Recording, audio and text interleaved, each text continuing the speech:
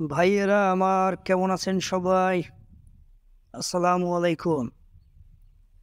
গতকালকে রাতে ইউএসএ এবং পাকিস্তানের খেলাটা দেখলাম। দেখার পরে আমি খেলার ধরন দেখে কিছুটা অবাক হয়েছি। পাকিস্তান যেখানে সেভাবে মারমুখী হয়ে খেলতে পারে নাই, তাদের ব্যাটসম্যানরা বিশেষ করে যেই ক্রিজে অনেক সময় থাকছে সেই বল ডট দিয়েছে বেশি। বাবর আজম 42 বলে 43 রান করেছে। এটা একটা বড় মাইনাস পয়েন্ট ছিল তাদের। এরকম কয়েকটা পয়েন্টের কারণেই তারা আশানুরূপ বা যতটুকু রান হওয়া উচিত ছিল এই ম্যাচটাতে সেরকম রান তারা করতে পারেনি। তারপরেও তাদের অনেক জায়গায় সমস্যা ছিল ব্যাটিংয়ে। উইকেট সেট হওয়ার আগেই ব্যাটসম্যানরা আউট হয়ে যাচ্ছিল। এই জায়গাগুলোতে বাংলাদেশের সাথে অনেক অনেক জায়গায় মিল আছে। তারপরেও তারা মোটামুটি একটু হলেও ফাইটিং স্কোর করেছিল। 159 একটা লেভেলের স্কোর হয়েছিল, যেটা নিয়ে তারা ফাইট করতে পারে বা ফাইট করেছে।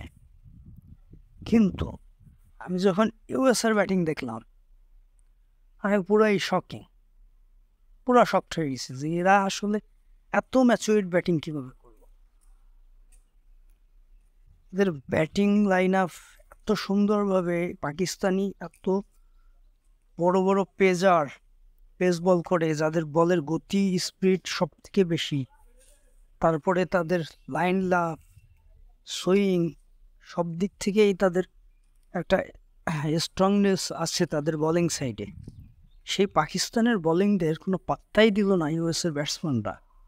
এবারে সুন্দরভাবে টেকনিক্যালি হ্যান্ডেল করে খেললো এবং এই রানটা বিট না করতে পারলেও রানটা ছুঁয়ে ফেললো অনলি 3 উইকেট হারিয়ে।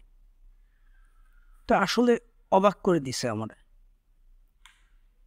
এরপরে আমরা যখন সুপার ওভারটা দেখলাম, ইউএসএ 1 ওভারে 1 উইকেট হারিয়ে 18 রান নিল মোহাম্মদ আমিরের বলে। এটাও একটা বড় শকিং বিষয় ছিল। আসলে শকিং না বিষয়টা, ইউএসএ এটা ম্যাচুয়ার টিম, এদের স্কিল ভালো, এরা ব্যাটিং লাইনে আরও ভালো।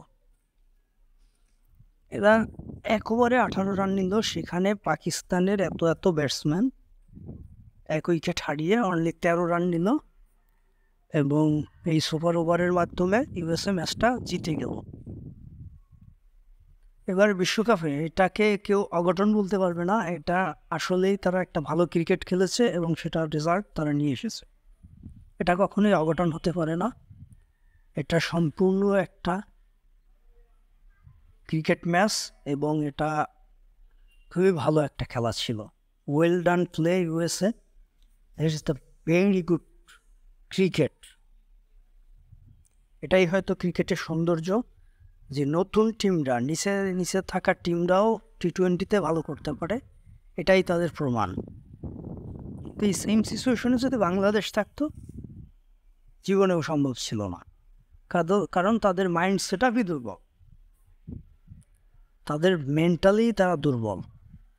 তারা এই ধরনের রান চেস করবে পাকিস্তানের বোলিংদের অ্যাগেনস্টে, এটা চিন্তা করেই তারা আগেই শুয়ে পড়ে। এটাই বাংলাদেশের সাথে ইউএসের সাথে ডিফারেন্স।